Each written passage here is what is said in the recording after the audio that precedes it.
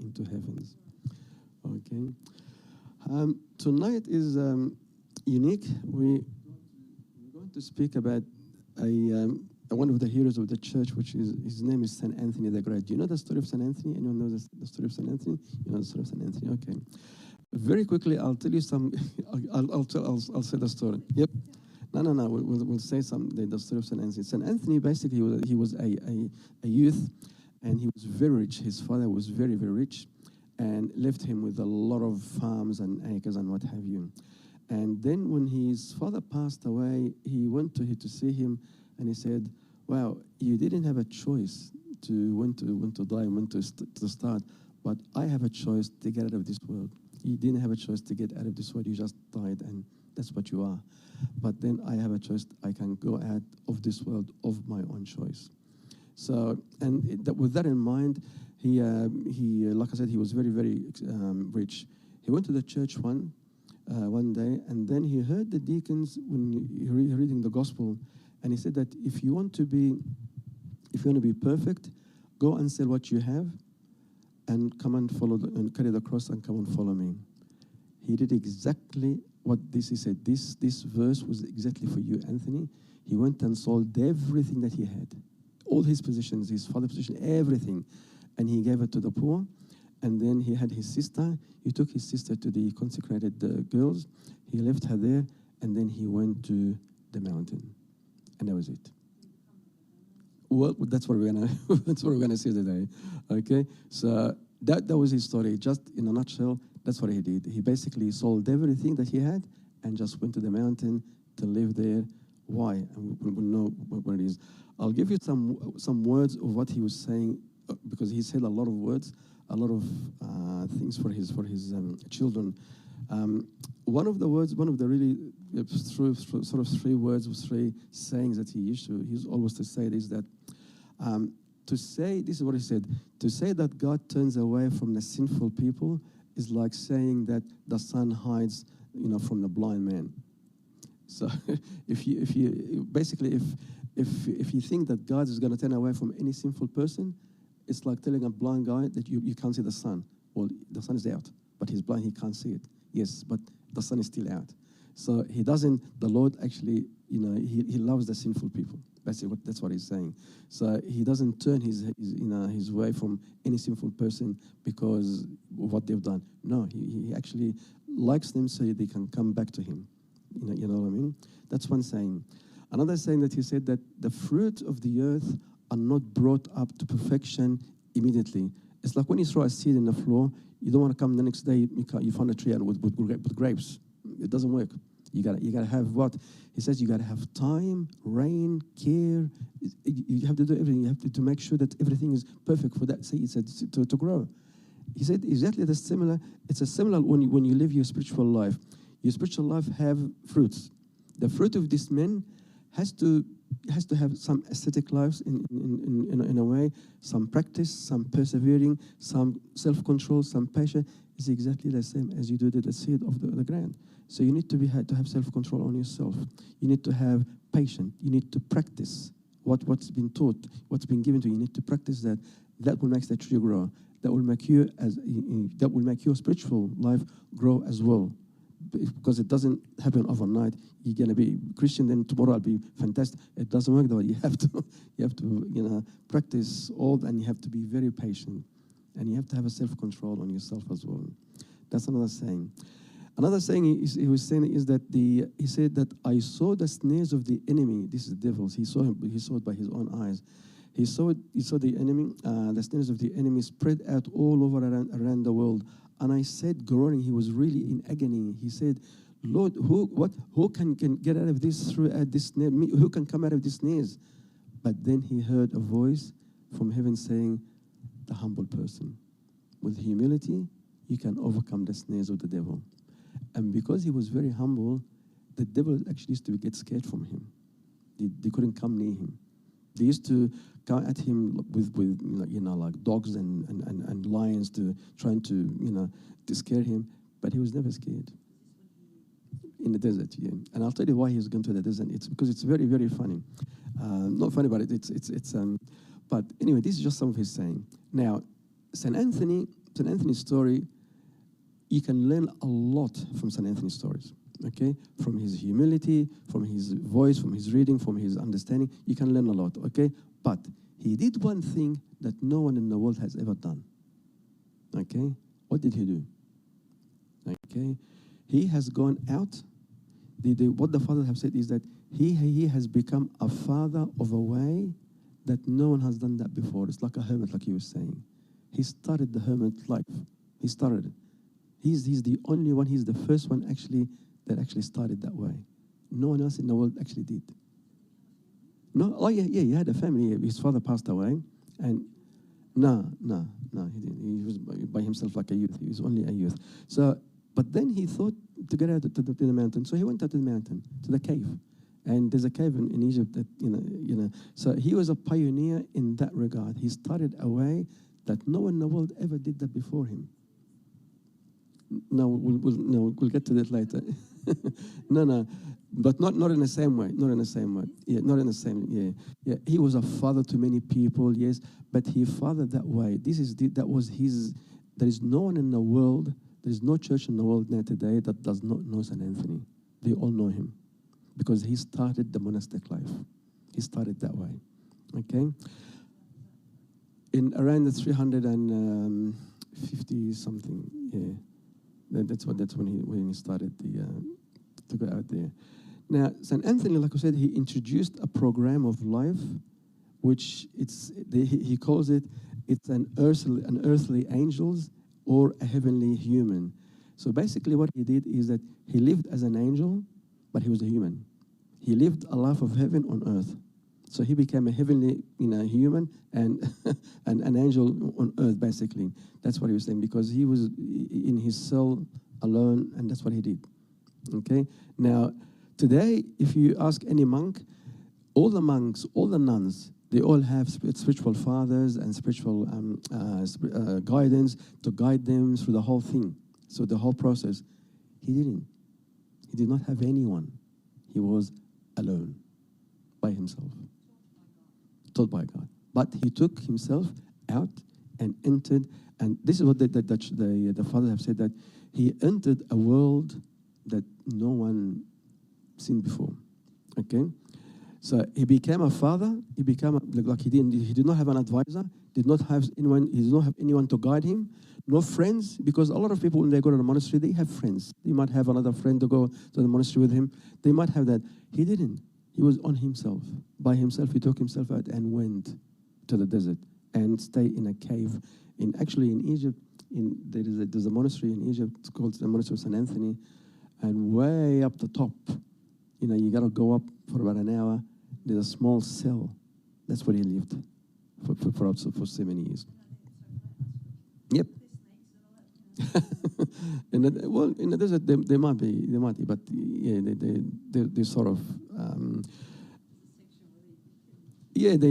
they sort of like, yeah, the fathers, the father, yeah, snakes and yeah, they all, probably there is, but they usually with the saints, they somehow they become tamed. Like we read a story last week on the Synexarium that the animals of the desert became tamed to the saint, and he was feeding them with his own hands. So yeah.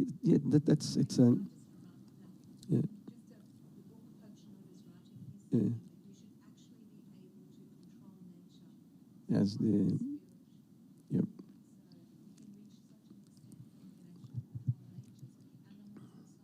Yep, that's right. That's right. So exactly as you were saying. So again, he did not have any advisor, no one to advise him to go, no friends, nothing. He didn't even have a church. There was no church. I mean, he heard the verse in the church, but then he left to the desert. There was no church, and there was no monasteries in the desert. He started that life by himself. There was nothing. There was no one there. So again, St. Anthony did not go to this monastic life to run away from the world. A lot of people, they say when they see someone is going to the monastery to become a monk or a nun, he's running away from his responsibilities, running away from this world, he's running away from this. But no, if you go and see all the nuns and the monks now, they're all professionals. They just left out. They could have been in the world famous and have a lot of money, but they didn't. They completely left it, and he became poor. Is that like St. Paul? St. Paul didn't run away to the monastic life, or did not choose the monastic life to run away from his responsibilities. No, he just wanted to be alone with God. That's what's in his mind. Okay, and because that he had that, he was elevated from the world, completely from the level of the thinking of the world, the fame, the position, the money, and all that. He was completely lifted up out of that, because he did not consider, he considered all this world is nothing. It's rubbish, basically. So that's why they're saying that the church father said that St. Anthony he's gone above the fame, position, wealth, and all that. He's gone above the whole world. So now, he introduced a way to us to be with God alone. Again, there's some people before that, like in the Old Testament, and that they're happy, but not like that. Not like this person here, not like St. Anthony. St. Anthony, in his uniqueness, he went without no one telling him what to do. Nothing. He just went, and he became a hermit just to hear the Lord, just to be with the Lord by himself. He did not want to have anyone coming to him, because, like I said, he felt that this world here that he's living in is absolutely nothing. It's all vanity. And there is nothing in this world that can actually satisfy him. But living in a cell is all what we have. There's a beautiful church in the Saint Bishoy, that's in Saint Bishoy Monastery. It's called, they named the church Archangel Michael and Saint Anthony. Why those two? Why those two? If you compare the Archangel Michael and those two, it's beautiful. Archangel Michael, he lives in heaven. He's a heavenly host. He's the general, okay? St. Anthony, Archangel Michael was created as light. But St. Anthony was created as what? As a human being. But he became an angel. And he lived the angelic life on earth as if he was in heaven. Amazing, isn't it? It's beautiful. That's the sort of the difference between, that's what they call that church, Archangel Michael and St. Anthony, because he lives in two angels, basically two angels. So it's amazing. So again, there are two people, like I'm going to do this point to Inez's point. There are two people, they're sort of similar to St. Anthony. They felt the same way, but they were different. King Solomon in the Old Testament, he said, what vanity, all vanities and all vanity and grasp of the wind. He did that. But he's still living in this vanity. He lived in this vanity. He was still living in this vanity, okay, in the world. What did St. Anthony do? He went out of the world, okay? That was a difference, okay? St. Paul, he said that I've lost everything to gain Christ, okay? And that was beautiful. Why? But because I want to be with Christ.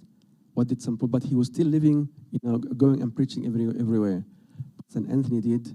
He just completely left the world and went out by himself. So can you see the difference? The people, they sort of like him.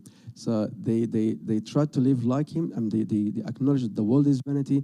St. Paul acknowledged the world is he lost everything because to gain Christ, yes, but they were still living in the world.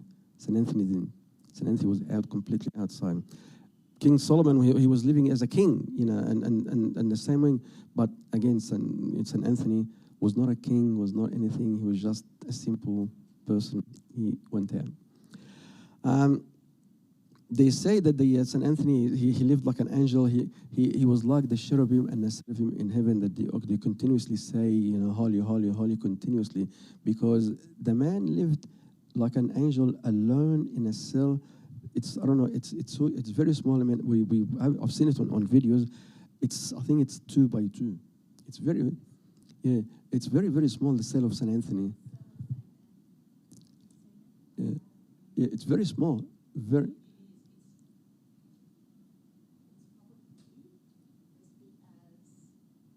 Yeah, it's very small. Yeah, that's it. And the altar, exactly. And mind you, today, until today, we were there a couple of months ago. We were there, and we went to St. Anthony's Monastery, and we went to the cell, but it was too late in the evening because it will take you an hour to go up. It's about 2,000.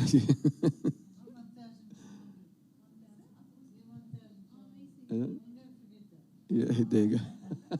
1,200 steps. Yeah, yeah.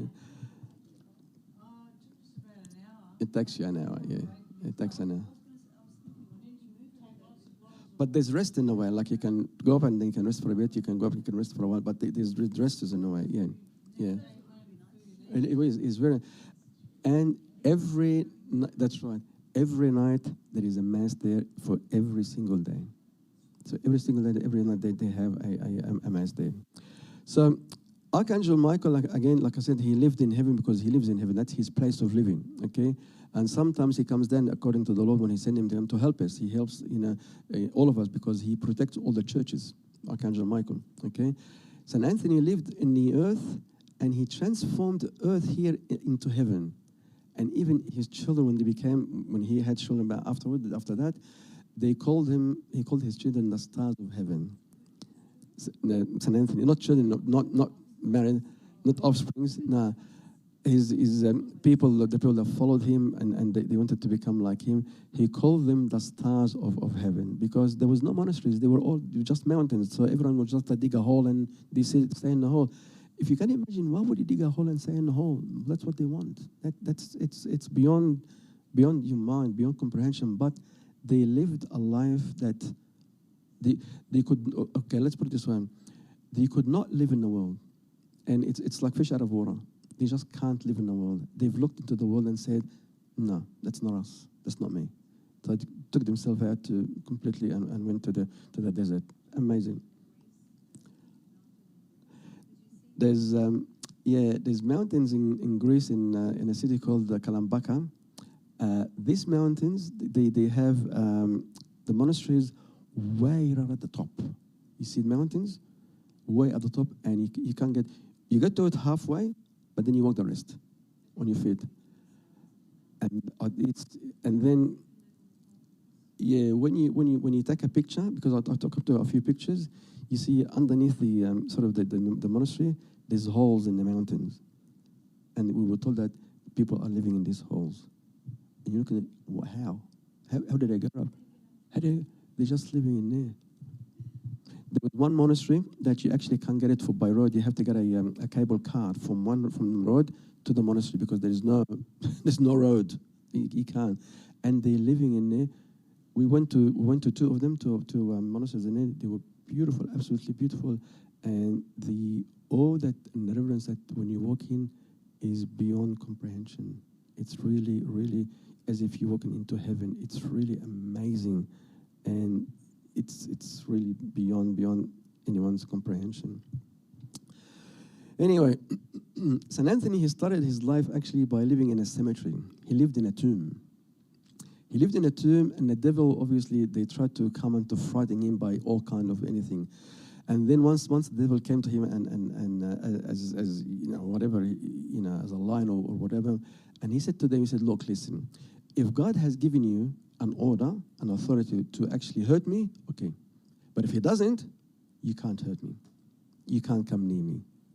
An amazing fear. He doesn't have fear. The man does not have fear. That's why they can't get to him. They were scared of him because of his humility. And he said, if the Lord did that, okay. If he doesn't, then get away from me. And they flee. It's amazing. Amazing. I mean, St. Anthony never complained about being alone or without friends, because a lot of people will say, you can't live on your own. That just, it's not here. It doesn't, you can't understand it. But he said he lived alone. He did not complain with no complaint at all. He had no friends, but he had comfort. He was comforted. The comfort that the Father was explaining here is that it's beyond comprehension, because he used to hear the Lord all the time. He used to see the Lord all the time. Okay? That was his comfort. He looked always to the Lord for everything, to comfort him, because he was living with him. And I heard this from a lot of people when they visited the cell upstairs in the desert. When you go into that cell, you feel something. There's something there's reverence in there.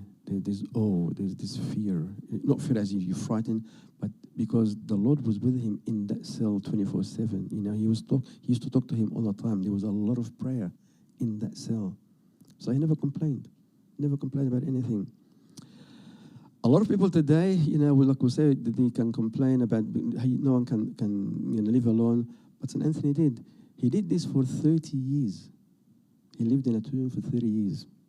It's an amazing. And he studied this monastic life by himself for 30 years. He didn't see anyone. It's like Abu Maqar. Abu Maqar, again, is another. We'll tell the story later on, another day. Yep. He was young. He was very young. He was his youth. He was young, and then he aged obviously until he became in 80s, 90s. But he has children after that. The followers they came when they saw his life, and when they saw that this man is holy, he was like a magnet. They flee to him, yeah. And then he told them, okay, you go over there, you go over there, you go over there, and that's how he had his children there. And he, like I said, he called his children the stars of heaven, because he used to call them, you are the stars of heaven. To tell them that we are living in heaven, to show them that we're not on earth anymore, we are in heaven. And that's what he went into, and amazing, it's beautiful. One day, he locked himself in. He didn't want to even see anyone, not even the children, the people that followed him, to the point that he actually came and knocked on the door, and they break the door to go and see him. Tell him, Abuna, come on, please come out. We want to see you. We want to hear your voice. And that's what sometimes monks do. And I know a story exactly like this. I was told by one of our priests here. It happens in Mbab Shoi's monastery. There was a priest, there was a monk. His name was called Abuna. And the monks used to know, we used to say to themselves that one day we're going to come and we're not going to see him anymore. Because he never used to come out and sit with them, eat with them and work like anyone else. He used to stay in his cell for about 2-3 weeks. He will come out for about an hour, eat something, drink something, then go back in again. He doesn't leave his cell. And it actually happens that one day, after a while, they couldn't find him. He was gone. Caught up completely. Yeah. No.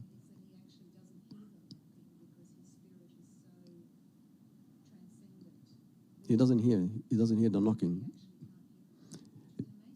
That's the zone that he was in, that he's completely, that's what I'm saying, because he was with God, and he doesn't want to have anyone disturb him from that zone.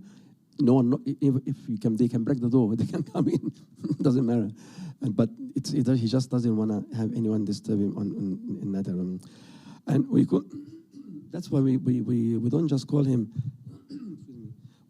St. Anthony, but we call him the father of St. Anthony, the father of monks. But we call him the father of the monastic life, because he started that way himself.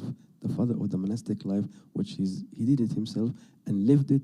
And a lot of people came to him and lived exactly like him. And until today, we have hermit today. We have monks and monasteries, beautiful. Yeah, spirit burns. And now you tend to ask the question, Tab, what did he take? What did he receive? Did he give anything? Did he take anything out of what he's done? I mean, the guy was very rich. He was very rich. So what did he take? But all the church fathers have said, look, he gave a lot and took even more.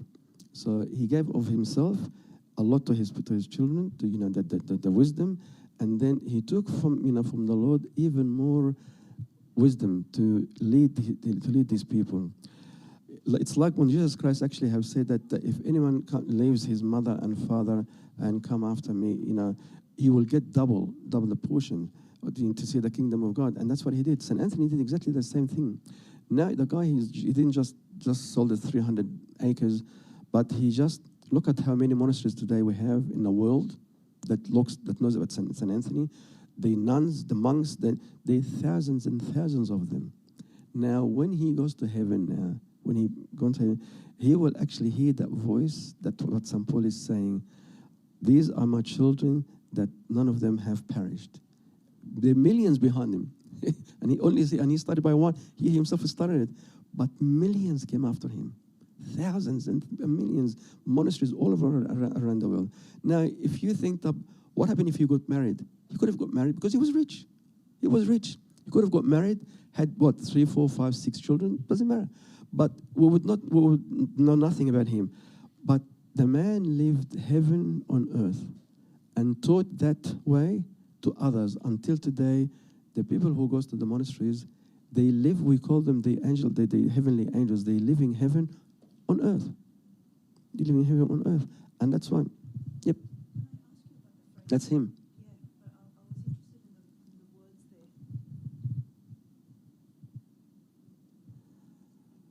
A time is coming when men will go mad, and when they say someone who is not mad, they will attack him, saying, "You are mad. You are not like us."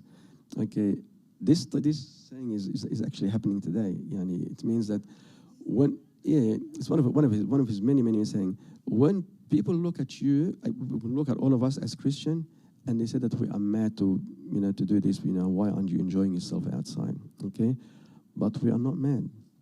Can you say that we're crazy? We're not crazy. We just want to come and listen. But they perceive us as mad. This is written in the book of in Song of Songs about the church. It says that you are black and beautiful. How can be someone black and beautiful? You perceive the person from outside as black, but from the inside, they're beautiful. It's exactly the same as St. Paul is saying, as St. Anthony is saying. People will say that you are mad. Yeah, okay, thank you. That doesn't matter. But because with what we're doing, with what we're learning, they call you a mad. Okay, that's fine. They can call us mad, whatever. But in reality, you actually know Christ. They haven't. You do feel sorry for them, and you try to get them back to, so they can be called mad, as if you look that way. But that's what we are. If they can call us mad, they can call us mad. Because before one Christ, they call us mad. They can call us whatever. So that's what it is. Okay. Saint Athanasius lived at the same time as him, and he used to say, he used to get his blessing to go to Saint Anthony. He used to go and actually, because the church at that time started to have a rough time through a priest called Arius. Arius started to introduce a heresy. That was around 325 AD. To say that the Son is sort of less than the Father, and so on. So Athanasius, with a deacon at that time, was really full of the Holy Spirit, and he fought him. He fought Arius, and he conquered Arius. So St. Athanasius used to go and get that charge from St. Anthony. And it was written somewhere in a book that he actually used to wash his hands, like St. Anthony used to go and wash St. Anthony, because I think that time he was old, in that time. So to wash his hands, and to sit down and listen to him, and to get recharged so he can go back and lead the church. And then St. Athanasius became a patriarch after straight away. And then he still, again, St. Anthony was sort of like his spiritual father. He will go back to him for anything. There was a book written about him. It's called the Antoni Divine. And Antoni Divine, it's the sort of the biography of St. Anthony. And that's what happened then. And so the Lord gave St. Anthony wisdom that even scholars and philosophers, they were marveled as, and they used to say, where did he get this wisdom from? The man was never learned. He didn't go to uni. There was no uni. But he never had, like you and I, we had masters, he had a master's. He didn't have any of this. But he had wisdom, he had godly wisdom, because there's two kinds of wisdoms. There's a heavenly wisdom and there's an earthly wisdom. Okay? The earthly wisdom is full of satanic, demonic, sensuals, what have you. That's the earthly wisdom. That's wisdom. But the wisdom that comes from heaven, it's full of purity. It's full of passion. It's full of mercy. Completely different picture. Okay? So this man was full of this wisdom, and when people used to come to him and speak to him and sit down and ask, to give him a word of wisdom, they used to be marveled. How can he speak these words? Where did he get these words from? You know what I mean? When he hasn't learned that much. When they asked St. Anthony, when they asked St. Anthony to come down once during the Arius time now, So they really, really went to him and said, "Look, can you please come down and to Alexandria and encourage the people?" So he went down. He went down for 3 days. He went down for 3 days, and the people said, "Well, St. Anthony is coming. Wow, he's coming from the desert. He's going to leave the desert." And he came. So 3 days, he did not say a word. Because Arius was saying the son is not like the father. And there was a gap, and there was a time, there was the son, there was a time, was a father. So he was saying this. And all what St. Anthony said in those 3 days, the Father is equal the Son. That's it. Simple. That's what he said. In 3 days, the people were waiting to hear a humble word, a simple word. And that was the word that he said. Simple word, but it was carried by the power of the Holy Spirit to every single heart. That's what he said. The Father is equal the Son. There's no debate. He didn't debate with anyone. He didn't sit down and say, "Okay, let's have a debate." No. He just said it straight away, straight out. And they said that this arrow has gone into all the hearts that were listening to him.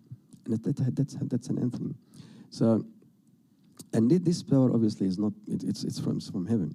It's not the, anyway. Now, St. Anthony, they call him the son of the mountain, because obviously when you live in the mountain, you become the son of the mountain. And even now, his mountain, where the cell is, they call him the cell or the mountain of St. Anthony. And it was beautiful because all over people of the world, a lot of people will come. Like we just went, a few weeks ago, and we tried, but we couldn't because we were still late. But a lot of people actually have gone and went up, and so. And I know that Father Abuna Lazarus, the Antony, does a mass every single night in the cell. He starts, I think, from 12 o'clock until 2 or 3 in the morning, every single day in St. Anthony's monastery. Like I said, St. Anthony did not have any degree, anything at all, but a lot of people that came of his children, they were really good scholars, they were really good people.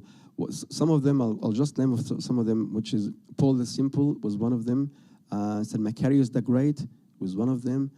St. Paphnutius, he was a bishop of the monasteries of Fayoum. He was one of his disciples. St. Hilarion, who went to Palestine and Syria and started the monastic life over there. That's St. Hilarion. St. Okim, who started the monastic life in Iraq. Okay, and today we call him the son of St. Anthony. So, and for 17 centuries, we are called the sons of St. Anthony's. Why? Because he had a lot of children like that. All these people, this is just some of his great people that came out of from him, and then went to everywhere around the world and started the monastic life. And that's what I'm saying, that there isn't a country in the world that does not know St. Anthony. They all know him. He started the monastic life. Where he got these nuns and monks from, all these different habits and different monastic life, he started it. St. Anthony started it. He went out, like I said, and he was a father of a way that no one have done before. The way of like a hermit, being like that. Oh, yes. Yep. That's right. It's amazing. Yeah. Of course, but they didn't. Like I said, they choose these people. Like I said, you go to a monastery, and as you found a lot of doctors there and a lot of lawyers and engineers. They left all their professions. They could have been famous and they could have a lot of money, but they left all this, and they've chosen poverty. Work this one out. But the monasteries in Egypt are increasing. Yeah, they are. There is, yeah, there is a lot of people there. There is,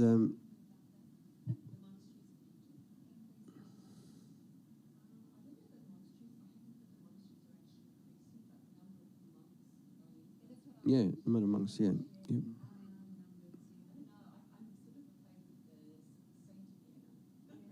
Yeah. There's a lot in it. Yes, yeah, there's a lot there.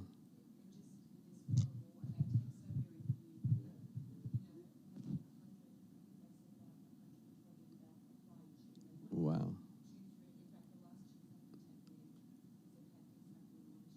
Mm, mm. it's they full. There is a the water that they have. We've seen the water there in St. Anthony's where they get the water from, because they're in the middle of the desert. Where they're going to get the water from? But then there's a well that no one knows where is this water come from, and there's a sort of a trail. And how many people lives in the monastery, like if you have 300, the water there will actually fill the 300. If people comes in, visit and visitation, if you got another 200, 300, you got 600 people in there, the water rises up to fill the people that are in there. And they have no idea where is this water come from. No idea. It's amazing. It's amazing. Yep, it's really. It's amazing. Yeah. I mean, there is. I've got some photos. I'll show you. I've got some photos. So yeah. We've seen it because we couldn't go up. At least we've seen something that was in there. But anyway, now St. Anthony had a couple of things, two good, beautiful things that he actually worked with. The first thing is that he heard the voice of God. He heard the voice of God. Now, we always say that I hear him all the time, but it depends on the reception. The Lord speaks to us so many times, and the Father tells us that the Lord speaks through events, through friends, through the church, through nature, parents. He speaks loud, okay?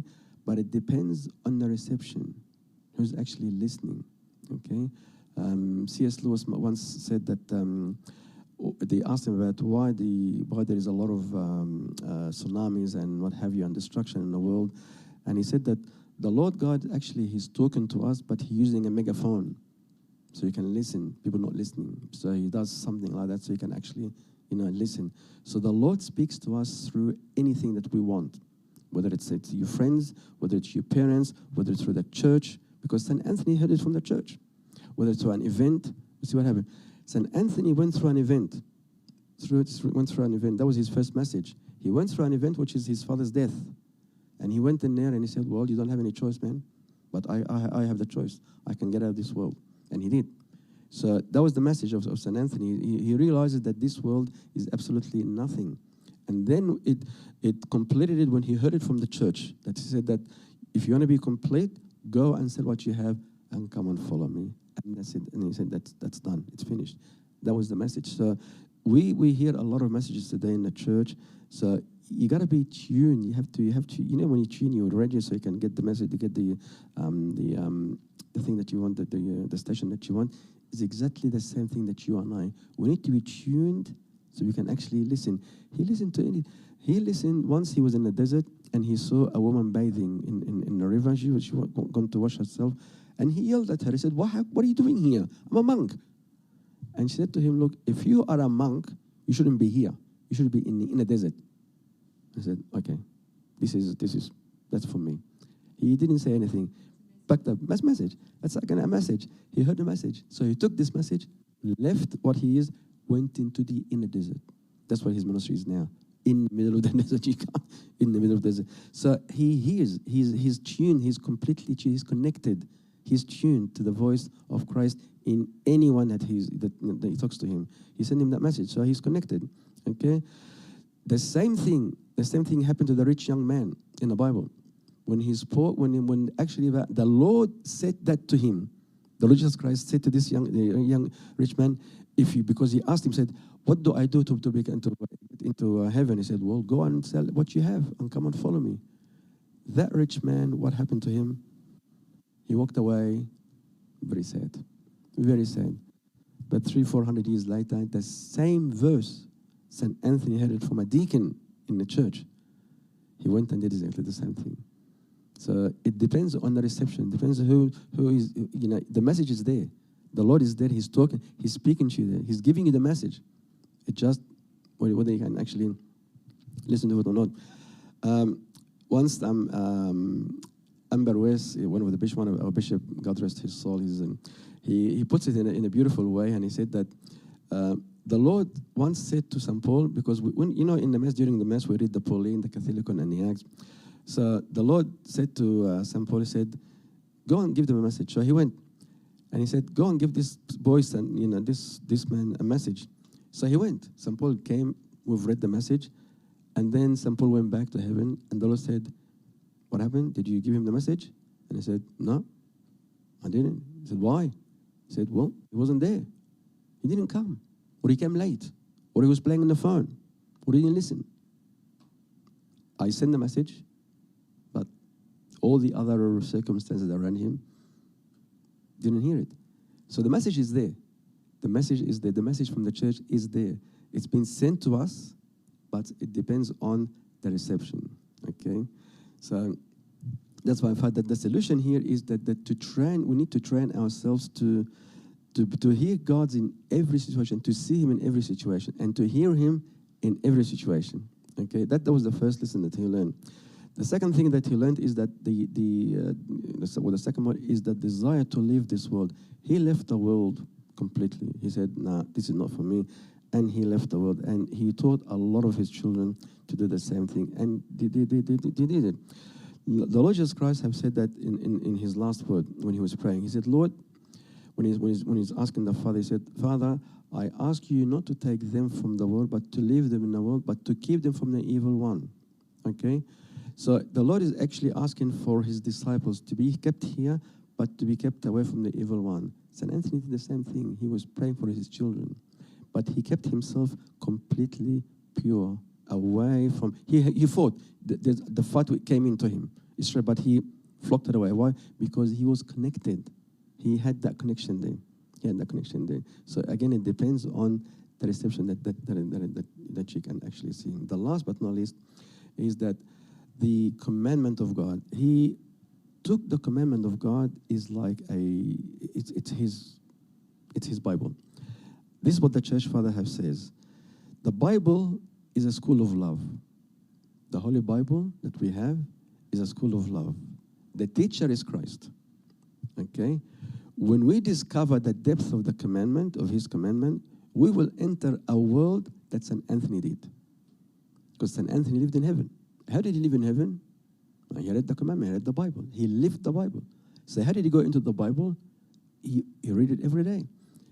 St. Bishoy Kamel used to say, well, someone actually asked Abuna Lo Asadros once about Abuna Bishoy Kamel, St. Anthony. And he said that, Abuna Lo, can you tell us something about Abuna Bishoy Kamel? You know, he passed away now ages ago, and he became a saint. And Abuna Lo Asadros said to him, he said, look, Father St. Anthony, St. Bishoy Kamel has discovered or has found a door to the Bible. He went in, didn't come out. That's the whole thing. So again, this is the same thing. The Bible is a school of love. The teacher is Christ. So when we discover that door, the depth of the commandment, you will go into that door, which is like St. Anthony did, and you will never come out. So that's what it is. The commandment of God here cannot be done unless the Spirit of God actually is within you. The Spirit, the Holy Spirit is going to move you. And that's why we have the incarnation. That's why he came down. That's why he's going to come in a few weeks and be born. Why? Because he is our Father. That's why. So we cannot do the commandment like St. Anthony was doing. We cannot do that unless the Spirit of the Lord actually is within us. Okay. The third thing is that the church has always, he says about the commandment, the church has chains. These chains are the commandment of God.